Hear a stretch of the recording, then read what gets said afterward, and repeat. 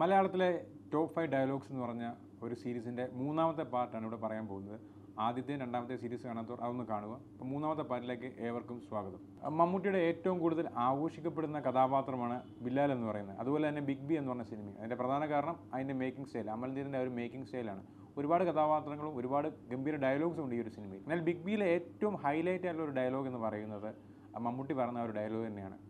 കൊച്ചി പഴയ കൊച്ചിയല്ലെന്നറിയാം, പക്ഷേ ബിലാൽ പഴയ ബിലാൽ തന്നെ. ഇങ്ങനൊന്നുമല്ല മമ്മൂക്ക പറയുന്ന ആ ഒരു സ്റ്റൈലും ആ ഒരു ടോണും ഉണ്ട്.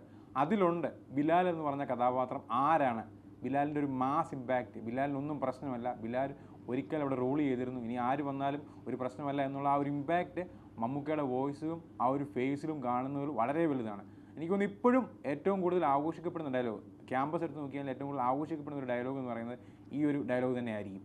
മോഹൻലാലിൻ്റെ മാസ് ആൻഡ് ക്ലാസ് ആയിട്ടുള്ള സിനിമകളിലൊന്നാണ് ദേവാസുരം എന്ന് പറയുന്നത്. ആ ഒരു സിനിമയുടെ കോറ് തന്നെയാണ് അതിൻ്റെ പ്രധാന കാരണം എന്ന് പറയുന്നത്. അസുരനും ദേവനും കൂടെ ഒരുമിച്ചുള്ളൊരു സംഗമമാണ് ഈ ഒരു മംഗലശ്ശേരി നീലകണ്ഠൻ എന്ന് പറയുന്ന കഥാപാത്രം പറയുന്നത്. ഈ പറയുന്ന സീനിലും ഒരുപാട് ഡയലോഗ്സ് ഉണ്ട്. അല്ല, അതിൽ ഏറ്റവും കൂടുതൽ തീവ്രത നൽകുന്ന ഒരു ഡയലോഗുണ്ട്. അതായത് ഇന്നസെൻ്റ് വാര്യർ എന്ന് പറയുന്ന കഥാപാത്രത്തോട് മംഗലശ്ശേരി നീലകണ്ഠൻ പറയുന്ന ഒരു ഡയലോഗുണ്ട്, എന്താടോ വാര്യരെ ഞാൻ നന്നാവത്തെന്ന് പറയുന്നത്. ആ ഒരു ഡയലോഗ്, ആ ഒരു ഇമോഷണൽ സീനിൽ അതായത് നീലകണ്ഠൻ്റെ ഒരു പതനത്തിൻ്റെ സ്റ്റാർട്ടിങ് കാണിക്കുന്നുണ്ട്. അതായത് എനിക്കിങ്ങനെ പറ്റിപ്പോയി, ഇനി ഞാൻ എന്താണ് ചെയ്യേണ്ട എന്നുള്ളൊരു നിസ്സഹായാവസ്ഥയുണ്ട്.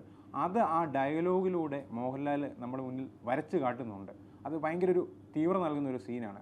അത് ഡയലോഗ് പറയുമ്പോൾ ആ ഒരു മൊമെൻറ്റും പിന്നെ അദ്ദേഹത്തിൻ്റെ ആ ഒരു മുഖത്ത് പോകുന്ന ഒരു എക്സ്പ്രഷനും എല്ലാം ഗംഭീരമാണ്. ഒരുപാട് മാസ് ഡയലോഗ് ആ ഒരു സിനിമയിലെങ്കിൽ ഉണ്ടെങ്കിൽ കൂടുതൽ ഏറ്റവും കൂടുതൽ തീവ്രത നൽകുന്ന ഒരു ഡയലോഗായിരുന്നു ഈ ഒരു ഡയലോഗ് എന്ന് പറയുന്നത്. മലയാളത്തിലെ ഒരുപാട് എൻ്റർടൈൻമെൻറ്റ് സിനിമകളുണ്ട്. എന്നാൽ എൻ്റർടൈൻമെൻറ്റ് സിനിമകളിൽ ഏറ്റവും ടോപ്പ് നിൽക്കുന്ന സിനിമയാണ് മീശ മാധവൻ എന്ന് പറയുന്നത്. അതിൻ്റെ പ്രധാന കാരണം എന്ന് പറഞ്ഞാൽ അദ്ദേഹത്തെ കഥാപാത്രങ്ങളുടെ പെർഫോമൻസാണ്.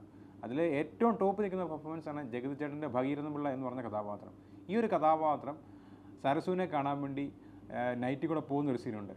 അപ്പോൾ പെട്ടെന്ന് ചെന്ന് നിൽക്കുന്ന പുരുഷൻ്റെ ഫ്രണ്ടിലാണ്. അപ്പം അദ്ദേഹം ആ ഒരു പെട്ടെന്ന് ആ ഒരു മൊമെൻറ്റിൽ മേലോട്ട് നോക്കി പറയുന്നുണ്ട്, പുരുഷൻ എന്നെ അനുഗ്രഹിക്കണം എന്ന് പറഞ്ഞ ആ ഒരു മൊമെൻ്റ് എന്ന് പറഞ്ഞാൽ രസമാണ്. അതായത് അറ്റ് എ ടൈമിൽ ഇനി ഒന്നും ചെയ്യാനില്ല, ഒരു വഴിയുമില്ല, അപ്പോൾ എന്തെങ്കിലും പറയണമല്ലോ. അപ്പോൾ ആ ഒരു നിസ്സഹായാവസ്ഥയിൽ പറയുന്ന ഡയലോഗ് സീൻ ഗംഭീരമായിരുന്നു.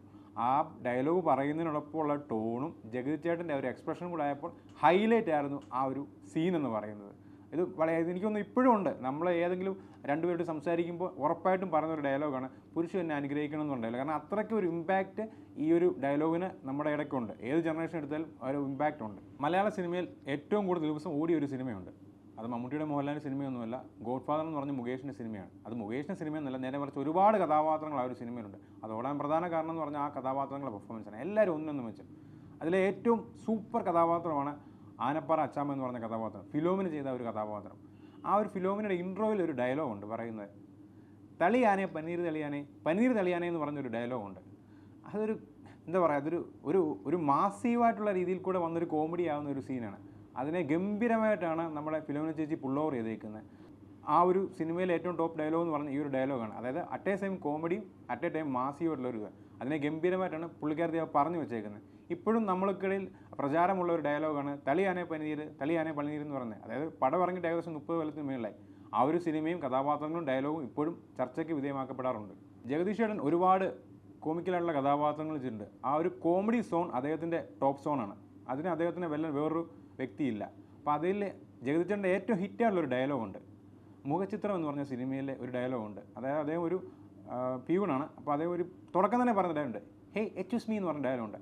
ജഗദീഷ് എന്ന് പറഞ്ഞ അഭിനേതാവിനെ പറ്റി പറയുമ്പോൾ എച്ച് മീ എന്ന് പറഞ്ഞ ആ ഡയലോഗിനാണ് പല ഹൈലൈറ്റ് എന്ന് പറഞ്ഞത്. പല സിനിമയിൽ അതിന് ശേഷം വന്നിട്ടുണ്ട്. പക്ഷേ എച്ച് മീ എന്ന് പറഞ്ഞ ഡയലോഗ് ആദ്യം വന്ന മുഖചിത്രം എന്ന് പറഞ്ഞ സിനിമയിലാണ്. ആ ഒരു ഡയലോഗ് പറയും, ആ ഒരു പല്ല് കാട്ടുള്ള ചിരിയും അദ്ദേഹത്തിൻ്റെ എക്സ്പ്രഷനും ഭയങ്കര ഹൈലൈറ്റാണ്.